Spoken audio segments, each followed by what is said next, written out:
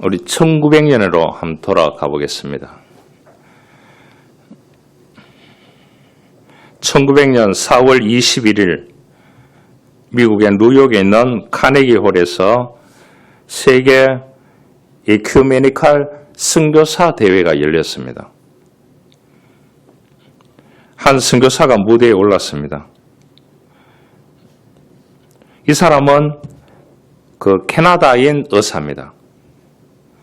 조선에서 이 의료 선교 사역을 하고 있는 분입니다. 이분 이름이 올리버 예빈슨이라고 하는 분입니다. 1860년도에 태어나서 1956년도에 천국에 가는 사람입니다. 그래서 쭉 따져보니까 96세를 살았더라고요. 안 놀라시네요. 여러분들 워낙 오래 사시다니까. 그가 꺼낸 이야기는 조선 최초로 서양식 국립병원인 제중원을 만드는 것이었습니다. 그래서 1900년 4월 21일 뉴욕에 있는 카네기홀에서 있는 선교사 대회에 가서 이 사람이 이 선교 보고를 하게 됩니다. 조선에 대해서요. 이 제중원이 설립된 것은 우연한 사건 때문이었습니다. 1884년 발생한 갑신정변을 아시죠? 왕실의 민영익이라고 하는 이 사람이 다쳤는데 미국 북장로 의료 선교사이던 호러스 알린이 외과 수술로 살아낸 게 결정적인 계기가 됐습니다. 외과 수술을 한 적이 대한민국은 그전에는 없었다는 거죠. 전부 다 한방으로 하고 침을 하고 했는데. 고종은 이 서양 의술이 굉장히 탁월하다. 그래서 병원 개원을 명하게 됩니다. 그래서 환자들이 몰려들었습니다. 안정적으로 40명 이상을 수용할 병원이 필요합니다. 조선은 선교사들이 활동하기에 제약이 많은 편입니다. 하지만 의료 선교만큼은 제재가 없습니다. 복음을 싣고 의료 선교를 펼치면 많은 사람들이 예수 그리스도께로 돌아오게 할 수 있습니다. 제대로 된 병원이 필요합니다. 의사가 그렇게 선교사가 그렇게 선교 보고를 했습니다. 그러니까 사람들이 조선이 어디냐고 물어봤다는 거예요. 여러분 1900년 4월 21일 생각해 보세요. 많은 사람들이 뉴욕에서 모여있는 사람들이 이 사람이 조선에 병원을 지어야 된다고 얘기를 하니까 조선이 어디냐고 물어봤대요. 지도를 펴놓으면 일본은 보이는데 조선은 보이지 않았대요. 그 시대에. 그런데 보고가 끝나자 백발의 신사가 무대 앞으로 걸어 나오기 시작했습니다. 그 이름은 루이스 H. 세브란스입니다. 이 사람은 1838년도에 태어나서 1913년도에 돌아가셨습니다. 그 당시에 보니까 75세를 사셨더라고요. 이 사람은 뭐에가 돈을 벌었느냐? 스탠더드 오일이라는 그 석유회사를 설립해서 석유의 왕이 되었습니다. 그래서 돈을 많이 벌었는 사람이에요. 이 사람은 또 교회 장로님이세요. 자기가 그렇게 생각을 하고 있었대요.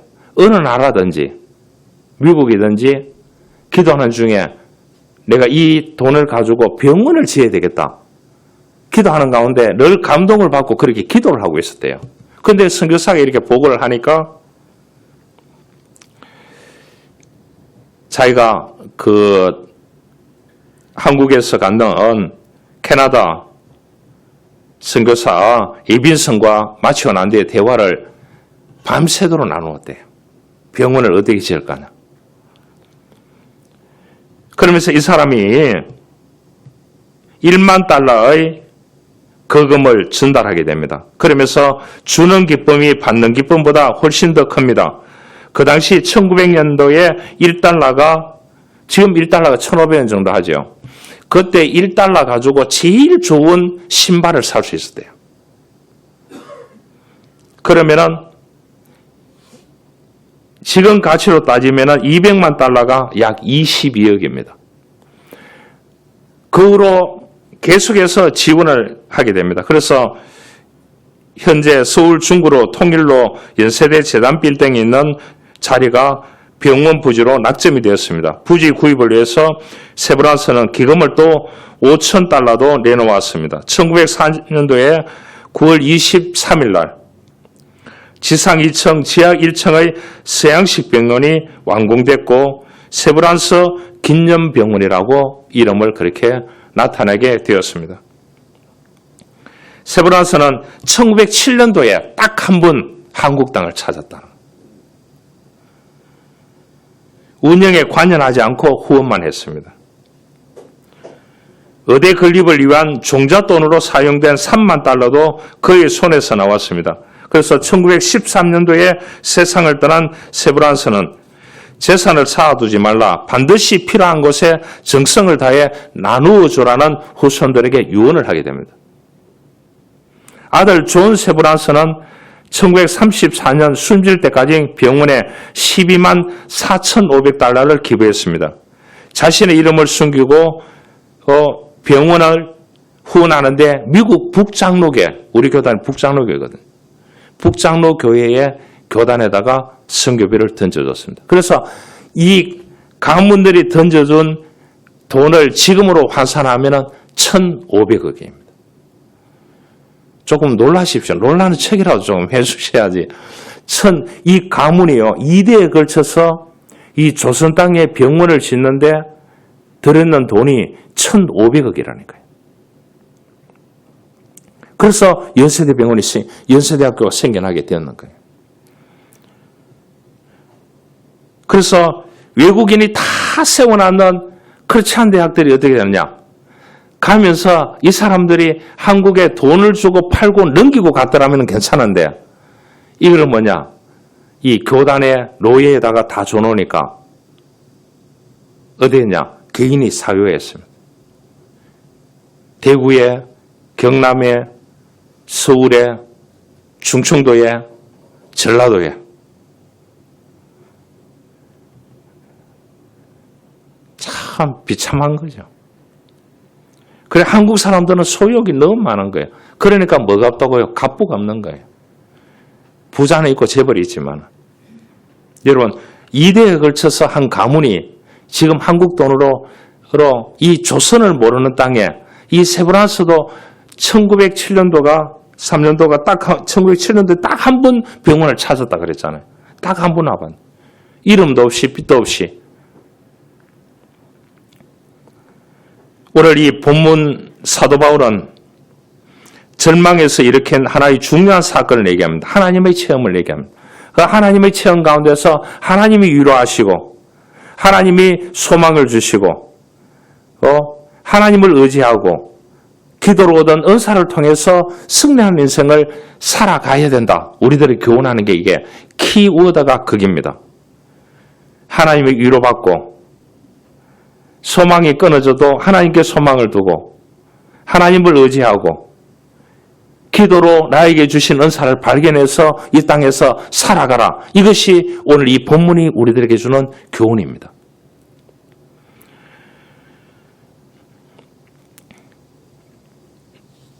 바울은 철두철미하게 하나님이 지나간 나들도 도우셨다면 그는 오늘 이 순간도 나를 도우실 것이라는 결론에 도달하게 됩니다. 여러분 오늘 10절 고백을 보겠습니다. 그가 이같이 큰 사망에서 우리를 건지셨고 또 건지실 것이며 이후에 건지시기를 그에게 바라노라. 신앙생활 가운데 가장 중요한 것은 우리의 믿음의 근거가 되는 계시의 말씀인 성경을 잘 이해하는 것입니다. 성경을 잘못 이해하니까 다 어디 가느냐? 이단으로 가는 거예요. 그러나 우리의 신앙이 살아있는 신앙이 되려고 하면 그 말씀을 우리의 삶 속에서 실제로 체험하는 것입니다. 체험하는 사람은 오늘날 절망 가운데서도 뭐라고 하느냐? 희망을 가지고 살아갈 수 있다. 바울이 그렇게 얘기했어요. 왜냐하면 어제나 오늘이나 동일하신 주님께서 기도하는 대로 들어주시기 때문이라고 바울은 얘기했습니다. 여러분 오늘 이 바울이 고린도 교회에 보내는 편지입니다. 여러분, 고린도 교회만큼 치열한 전쟁을 벌였는 교회는 이 땅에 없습니다. 또 거기는 똑똑한 사람들이 너무 많습니다. 로마의 지배 속에 있기 때문에요. 우상이 가장 많은 그러한 또 도시입니다. 지식인들이 많은 도시입니다. 그러면 어떻게 합니까? 먹고 살 수 있는 동네입니다. 그런데 예수 믿으면 불이익을 당하는 동네입니다. 거기에 복음을 전해놓으니까 그 교인들이 환난과 핍박을 당하니까 바울 보고 네가 진짜 사도가? 그 누명과 오명과 엄청나게 뒤집어 쓰게 됩니다. 그래도 바울은 꼼짝하지 않았어요. 그거 다 받아들였어요. 하나님이 주시는 환난이다. 그러나 하나님께서 그런 동시에 나에게 희망을 주실 것이다. 이것이 바울이 하나님을 체험한 근거가 됐습니다. 여러분, 그 위대한 선자 엘리야도 낙심해서 왕이 죽인다고 하니까 왕과 싸울 힘이 없잖아요. 또 도와줄 사람이 없는 거예요. 여러분, 엘리야 선자 하면은 대단하잖아요. 그 위대한 엘리사를 만들었다고 얘기했잖아요. 엘리야 선자. 그랬는데 엘리야 선자도 낙심하니까 어디에 있냐? 주변의 사람들이 다 도망가 보는 거예요. 왜냐? 왕비가 제일 미워하는 인간이 누구냐? 엘리야입니다. 그 시대에. 그러니까 엘리야를 돕는 사람들을 다 치는 거예요. 가지를 다 치는 거예요. 그러니까 엘리야가 혼자밖에 남을 수 없는 거예요. 그래서 이 사람이 몇 킬로를 도망갔느냐? 110킬로를 도망을 갔는데 그냥 갔다고 하지 않았습니다. 달려갔다고 했어요. 190킬로면 어디 정도 되는 줄 압니까? 여기서 거의 대전가정 정도 됩니다. 대전 조금 못 미칩니다. 이해 가시죠? 그까지 이 브엘세바, 아브라함이 처음 시작했던 그 믿음의 조상이 시작됐던 그곳까지 110킬로를 달려서 도망갔다니까요. 도망가가지고 그늘에서 제가 하나님 나를 죽여주십시오. 살려달라고 얘기하지 않았습니다. 이제 남은 거는 내 혼자밖에 없습니다. 여러분, 혼자 남았다고 생각해 보세요. 그럴 때 하나님이 그를 찾아오셨습니다. 먹을 걸 공급해주고 다른 선지자 사람들을 보내주고요. 그래서 하나님의 위로를 받고 사람들의 도움을 받고 죽을 것 같은 고난이지만 살아있는 소망을 하나님께 두고 다시 일어설 수가 있었습니다. 일반적으로 성공한 사람에게는 세 가지 좌우명이 있대요. 첫 번째는 뭐냐? 절대로 낙심하지 않는데요. 낙심하면 그도 차분데요. 둘째는 뭐냐? 반드시 끝까지 해낸다는 거예요. 셋째는 뭐냐? 결코 희망을 포기하지 않는다는 거예요. 여러분, 요즘 사람들은 1번이 뭐예요? 뭐니 캐도 돈이잖아요. 그 다음에 명예, 권력, 자신의 가치, 자기 중심성, 누가 말해도 흔들리지 않는 자신의 능력, 그 다음 뭡니까? 건강.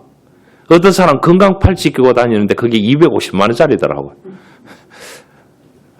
누가 한 개 저보고 사줬으면 좋겠는데 자랑하는 것만 들었습니다. 여러분, 부부가 끼면 얼마라고요? 500만 원입니다. 그런데 그분을 만났는데 그는 마스크 끼고 왔더라고요. 기침을 심하게 하고 있더라고요. 내가 그거 끼고 있는데도 기침 안 하냐고. 그런데 이것들이 다 안 되면 누구를 찾아가느냐? 누구를 찾아? 점쟁이를 찾아가는. 그래서 부적을 들고 다니는 거예요. 부적을 제일 많이 들고 다니는 통계를 보니까요. 정치인들이랍니다. 그 다음 뭐냐? 사업을 하는 사람들이랍니다. 그 다음에 누구냐? 자녀를 스카이 대학 보내려고 하는 사람들이에요. 이 순번이 쭉 나와 있더라고. 부적은 본 적은 있죠.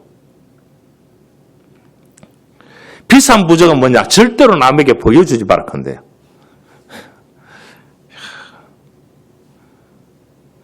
이것으로 인해서 너 인생이 달라질 거라. 웃기는 얘기 아닙니까? 그래서 사람들이 무엇을 하면 거대하게 짓습니다. 우상도 보세요. 거대하게 합니다. 그러나 우리는 살아계신 하나님을 믿습니다. 기도하면 들어주시고 내가 어려울 때 도움을 구하면 도움을 주시는 살아계신 하나님이에요. 그런데 많은 사람들은 거대한 것을 지어놓고 보이는 우상을 만들어 놓고 거기에 비는 거예요. 그건 죽은 자인 거예요. 우리의 희망은 오직 예수가 되어야 됩니다. 여러분 정신을 차리고 보아야 하나님의 말씀이 들어오고 정신을 차리고 보아야 예수가 보입니다. 하나님이 보입니다. 오늘 모든 절망은 환경이나 상황 자체보다도 그 환경이나 상황을 뛰어넘을 수 없었던 것은 뭐예요? 마음에서부터 시작되는 거예요. 자기 마음에 살아계신 하나님이 이 바울에게 위로를 주는 거예요. 너무 고난을 당하니까. 8절에 보십시오. 형제들아 우리가 아시아에서 당한 환난을 너희가 모르기를 원하지 아니하노니 힘에 겹도록 심한 고난을 당하여 살 소망까지 끊어지고, 여러분 살아가야 될 소망이 끊어졌다는 거죠. 얼마나 고난을 당했기 때문에 그랬겠습니까? 전도하다가 오해받고 동력자들 등 돌리고 돌아가고 감옥에 갇히고 돌 맞고, 중동문화는 뭐냐 하면 사람을 돌로 쳐가지고 죽이더라고요. 모아놓고. 그 문화가, 그 시대 문화가 지금도 그대로 따라오고 있다니까요. 바울이 돌에 맞았는데 그래서 대머리가 됐는지도 모릅니다. 감옥에 투옥당하고 언제 사자의 밥이 될지 모르는, 그러니까 로마 지배 속에 있으니까 어떤 원형 경기장을 만들어 놓고 거기에 믿는 사람 다 집어넣어놓고 못된 사람들 집어넣고 사자를 풀어보는 거예요. 여러분, 그래도 오직 하나님이요 예수요 성령이었습니다. 바울은 절망이 아닌 희망을 선택했다는 사실입니다. 고난 가운데 그러나 이 은혜를 주시는 하나님을 바라봤다는 거예요. 그 하나님이 희망이었다는 겁니다. 그래서 각자 받은 그 은사로 기도해야 된다는 거예요. 기도하고 그러한 체험적인 신앙을 가지고 삶 속에서 환난이나 고난이나 살아갈 희망이 끊어졌을 때에 그를 가지고 돌파할 수 있는 능력이 있어야 된다는 거예요. 그것을 고린도 교회에 오늘 편지를 보내는 거예요. 니네들 똑똑하다 하지 마라.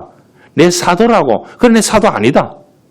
내가 복음 전했는 게 헛거라 생각해도 각자 체험해라.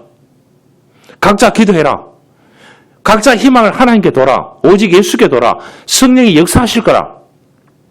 이제 각자 해라. 내보고 욕하지 마라. 오늘 바울이 그렇게 해가 고린도 교회에 보는 편지예요. 바울이 절망 속에서 선택한 것은 희망이었습니다. 그 희망의 근거는 하나님이었습니다. 어느 작은 시골 마을에 한 소년이 살았습니다. 이 소년은 태어날 때부터 한쪽 다리를 제대로 못 씁니다. 친구들은 산에 가 뛰어놀고 운동장에 뛰어노는데 한쪽 다리를 못 쓰니까 어떻게 됩니까? 소외될 수밖에 없죠. 은둔형 외톨이가 될 수밖에 없죠. 어느 날 이 소년은 마을 끝부분에 사는 한 노인을 찾아가야 됩니다. 평상시에 봤던 그 노인이 좀 선하게 보였는 것 같아요. 가서 얘기했습니다. 할아버지, 위에서는 다른 아이들처럼 뛰지 못하나요? 제게는 희망이 없는 것 같습니다. 그렇게 하니까 이 노인이 미소를 지으면서 이 아이에게 씨앗 하나를 건네줬다고 합니다. 이 씨앗을 집에 가서 심고 매일 물을 주어라. 그리고 절대로 포기하지 말라. 그래서 이 소년은 라이했지만 자기 집에 와서 한 곳에 이 씨앗을 심고 물을 매일 주는 거예요. 그런데 이 나무가 자랐대요. 변화가 일어나기 시작했습니다. 그래서 이 소년은 포기하지 않고 계속해서 물을 주고 했는데 작은 새싹이 흙을 뚫고 올라오고 몇 년이 지나고 난 후에 큰 나무가 되었습니다. 그 나무는 마을 사람들에게 시원한 그늘을 여름에 만들어줬는 거예요. 새들이 둥지를 털었고 아이들이 그 아래서 웃으며 뛰어놀았다고 합니다. 이 소녀는 그 나무를 바라보다가 문득 깨달았습니다. 희망도 이 씨앗 같구나. 그래서 내가 열심히 공부를 해야 되겠다. 그래서 이 사람은 열심히 그렇게 해서 자기가 공부하는 게 희망이었대요. 그래서 위대한 사람이 됐대요. 그 마을에서 최고 위대한 사람. 여러분, 희망은 결과를 먼저 보여주는 것이 아닙니다. 사람들은 뭐든지 결과를 먼저 보려고 합니다. 인생은 이 과정 속에 있습니다. 여러분, 죽을 때 100억 있으면 뭐 하겠습니까? 그래서 서양 사람들하고 동양 사람들 사고가 많이 달라요. 희망은 모든 것을 잘 될 것이라는 막연한 기대가 아닙니다. 희망은 아무것도 보이지 않는 오늘에도 내일을 믿고 한 걸음 내딛는 용기입니다. 그 용기는 뭡니까? 믿음이 있어야 된다. 하나님을 의지해야 된다. 그렇게 하고 기도로 하나님의 은사를 발견하는 체험을 해야 된다는 거예요. 그래야 하나님께서 그 마음속에 위로를 주시고 용기를 주시고 지혜를 주신다는 겁니다. 그걸로 살아가는 것이 그리스도인이라는 것입니다. 여러분, 어려운 가운데 있습니까? 하나님을 기억해내시기 바랍니다. 그것이 희망입니다. 죽은 자를 다시 살리시는 하나님을 기억해내야 됩니다. 9절에 보십시오. 우리는 우리 자신이 사형 선고를 받은 줄 알았으니 이는 우리로 자기를 의지하지 말고 오직 죽은 자를 다시 살리시는 하나님만 의지하게 하심이라. 여러분, 많은 절망 가운데 그리스도인으로 하여금 자기라는 우상을 내려놓게 하는 근거가 뭡니까? 하나님이라는 거예요. 이를 깨달아야 된다는 거예요. 내가 아니라 하나님임을 고백해야 된다는 거예요. 환난의 마당에서 하나님이라는 표현에 주목하시기 바랍니다. 바울은 과거에도 하나님을 의지했고 현재도 미래도 하나님만 의지하고 기도로 은사를 발견해서 계속 가겠다는 겁니다. 끝까지 가겠다는 거예요. 그래서 복음에 성공한 사람이었어요. 여러분, 세상적으로 봤을 때는 가장 비참한 인생을 산 사람은 사도 바울입니다. 사도 바울.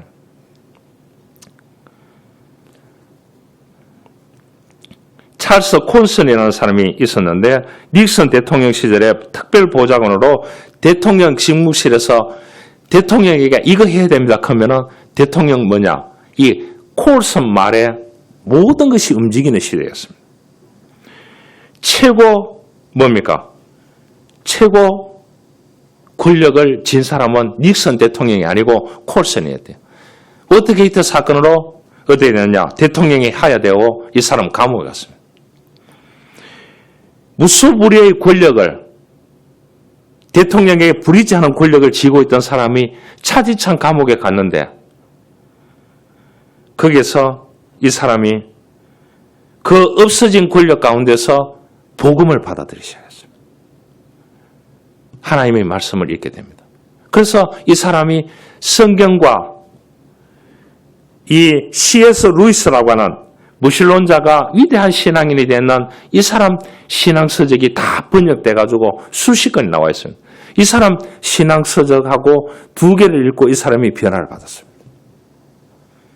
인생의 벼랑 끝에서 하나님을 만난 것입니다. 그래서 거듭남 리빙 갓이라는 불멸의 베스트셀러를 내게 됩니다.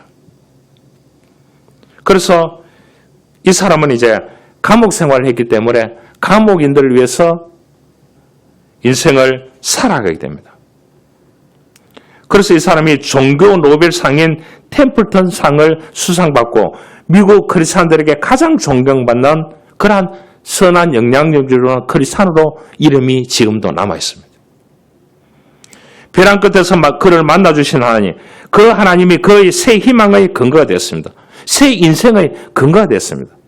오늘 바울이 고백하는 대로 우리 희망의 근거는 누가 되어야 됩니까? 하나님이 되어야 됩니다. 오직 예수가 되어야 됩니다. 그래야 우리에게 주어졌는 그 은사를 가지고 새로운 삶을 살아가게 되는 것입니다. 우리에게 어려움이 있습니까? 우리의 시선을 하나님께 두어야 됩니다. 하나님께 고정해야 됩니다. 왜냐? 희망이 하나님께 있기 때문에. 인생은 한 번뿐입니다. 여러분, 재방송이 없어요.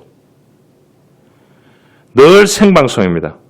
삶은 도전이고, 삶은 모험이고, 삶은 희망이고, 그러기에 하나님께 희망을 걸어야 됩니다. 바울은 절망의 가운데서 그가 희망을 하나님께 걸었기 때문입니다. 복음을 이겼어요. 11절에 말합니다. 너희도 우리를 위하여 간구함으로 도우라. 이는 우리가 많은 사람의 기도로 얻은 은사로 말미암아 많은 사람이 우리를 위하여 감사하게 하려 함이니라. 바울이 기도로 일어서면 바울을 위하여 기도한 많은 사람들과 함께 진정 감사하고 진정 희망을 나누게 될 것을 믿는다고 바울이 얘기했습니다. 그대로 됐습니다. 기도로 절망을 희망으로 바꾸고 그 희망을 많은 사람들과 함께 나누게 된 한 사람의 이야기를 들려드리고자 합니다. 여러분, 무주택자들에게 주택을 지어주는 게 세계에서 운동 벌어지는 게 헤비다트 운동입니다. 들어보셨죠? 이 카터 대통령이 백살인강 살았죠. 지미 카터. 이분이 했는 시작한 운동이 아닙니다. 이 사람은 대통령을 그만두고 난 뒤에 감동을 받아서 전 세계 다니면서 대를 이어서 지어줬는데 시작한 사람은 훌러입니다. 밀라드 훌러인데 밀라드의 훌러는 이 사람에게 동기부여한 사람이 있어요. 그 사람은 조던이라고 하는 목사입니다. 조지아 대학의 농가대학을 졸업하고 농사의 꿈을 가지고 있었지만 그 당시에 가난한 흑인들의 절망적인 인생을 바라보면서 이 사람이 어떻게 하느냐. 흑인과 백인의 인종차별을 없애기 위해서 LA 쪽으로 이주를 하게 됩니다. 이주를 해가지고 같이 농사를 흑인과 백인이 지으면서 거기에서 이제 같이 예배하고 하는 겁니다. 사도행전을 따가지고 코이노니아 공동체를 만들었어요. 자기는 농가대학을 졸업하고 위대한 농사의 사람이 되기를 원했는데 그 시대의 상황을 보고 이 사람이 신학을 해가지고 목사가 됐습니다. 그렇게 해가지고 이주를 해가 흑인과 백인이 함께 어우러져 사는 코이노니아 공동체를 만들었습니다. 같이 농사 짓고 같이 먹고 같이 자녀들 키우고 이렇게 하는 사람이 조던입니다. 나중에 밀라드 훌러라는 사람이 여기에 감동을 받았습니다. 그래서 이 사람이 무엇을 만들어냈느냐. 헤비다트, 집 지어주는 이거를 만들어냈어요. 나중에 누가 또 영향을 받았어요. 대통령 했는 사람이 지미 카터가 영향을 받으니까 대통령 했는 사람이 영향을 받으니까 후원자가 얼마나 많이 나타나겠습니까. 그래서 전 세계적으로 헤비다트 운동이 집 짓기 운동이 지미 카터로 본격적으로 시작됐는데 처음에는 조던 목사에게 영향을 준 사람이 훌러에게 영향을 줬고 그렇잖아요. 그렇게 해가지고 시작되게 되는 겁니다. 그래서 세 명이 있습니다. 훌러, 조던, 지미 카터. 그래서 이것이 이제 지금까지 전 세계에 왔는 거예요. 그들은 희망의 영웅이었습니다. 이 세 사람은요. 훌러와 조던과 지미 카터 대통령. 이 사람 때문에 집 없고 어렵고 가난한 사람들이 집을 갖게 됐다니까요. 전 세계적으로. 한 이야기를 하고 마치려고 합니다. 한 소년은 연설가가 되고 싶었습니다. 하지만 그는 사람들 앞에 서면은 가슴이 쿵닥거리고 발이 떨리고 손이 떨리는 그러한 소년이었습니다. 말을 제대로 못했습니다. 공포심도 있었고 용기도 없었고 그래서 여러 사람 앞에서 이야기하는 거, 말하는 것조차 못했습니다. 그런데 이제 웅변학원에 가게 돼요. 그래서 웅변학원에 갔으니까 부모가 웅변대회에 나가라고 했습니다. 웅변대회에 나갔는데 여러분 12번 나갔는데 꼴찌했습니다. 여러분 돈 주고 레슨을 받고 이 아이를 웅변대회에 나가가지고 꼴찌했다 하면 여러분 부모로서 어떤 마음이겠습니까? 경상도 말로 하면은 뭐라고요? 때려치워.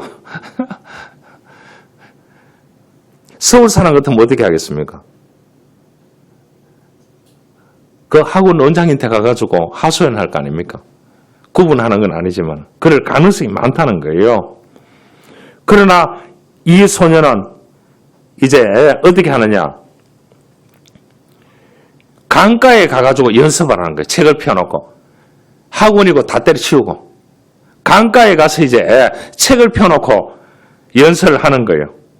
큰 소리로 책을 읽고 연습하고 제스처를 하고 막 하는 거예요. 그래서 웅변대회에 나가서 1등 했습니다. 이 사람이 누군 줄 압니까? 전 세계적으로 지금까지 가장 대화를 잘하고 유명한 연설가 그 한 사람입니다. 그 사람이 카네기입니다. 여러분 카네기 학교가 이 초등부, 중등부, 고등부, 승인반, 노인반이 있는데 돈이 얼마인 줄 압니까? 12주 코스에 수백만 원입니다. 그런데 가보셨어요? 전 세계적으로 이 카네기 책들부터 시작해가지고 다 아카데미가 생겨났습니다. 여러분, 한 번에 한 걸음씩 희망을 선택한 결과입니다. 여러분, 한 가지에서 희망이 없다고 주저앉지 마시길 바랍니다. 오늘 이 카네기로 따지면 12번 해봐야 됩니다. 바울로 따지면 뭐라고요? 몇 년을 해봐야 된다고요? 25년 정도는 해봐야 됩니다.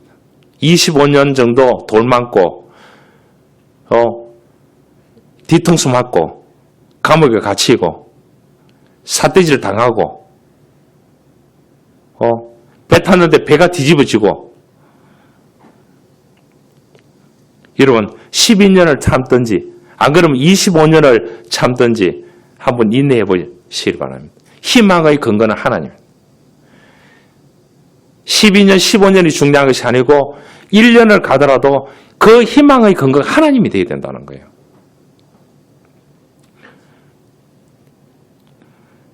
정호성 시인의 시 한 편을 선물로 드리겠습니다. 희망을 만드는 사람이 되라. 이 세상 사람들 모두 잠들고 어둠 속에 갇혀서 꿈조차 잠이 들 때 홀로 일어난 새벽을 두려워 말고 별을 보고 걸어가는 사람이 되라. 희망을 만드는 사람이 되라. 더 나은 미래를 위해서. 절망의 사건들이 쌓이는 인생은 아직도 우리의 선택을 요구하고 있습니다. 그냥 사시다가 절망해가 죽겠습니까? 아니면은 희망의 하나님을 선택하고 희망의 배달부가 되고 희망을 남기는 인생으로 이 세브란스 같이 그 아들 존 세브란스 같이 카네기 같이 사도 바울 같이 이 사람들의 희망의 근거는 다 뭐였느냐? 하나님이었습니다. 오늘 성경에 말합니다. 모든 위로의 하나님, 환난 가운데 희망이 끊어졌을 때 소망을 주시는 하나님, 그 하나님을 의지하고 기도로 도움을 받고 기도로 협력해서 그 공동체 가운데서 삶을 살아내는 창원선교회 공동체 여러분들이 될 수 있기를 주님으로 축원합니다. 하나님 감사합니다. 우리의 삶 가운데 하나님 희망을 선택하기를 원합니다. 그 희망은 하나님이 주십니다. 환난 가운데 핍박 가운데 수많은 오해와 어려움 가운데서 하나님을 선택한 결과였습니다. 그 하나님을 선택하기 위해서 기도와 말씀 가운데서 우리가 은혜를 받고 체험하고 그 체험을 통해서 오직 하나님이 우리 희망의 근거라는 사실을 발견하고 우리의 삶 가운데 승리하는 삶을 살아갈 수 있도록 우리 교우들을 축복하여 주옵소서. 예수님의 이름으로 기도하옵나이다. 아멘.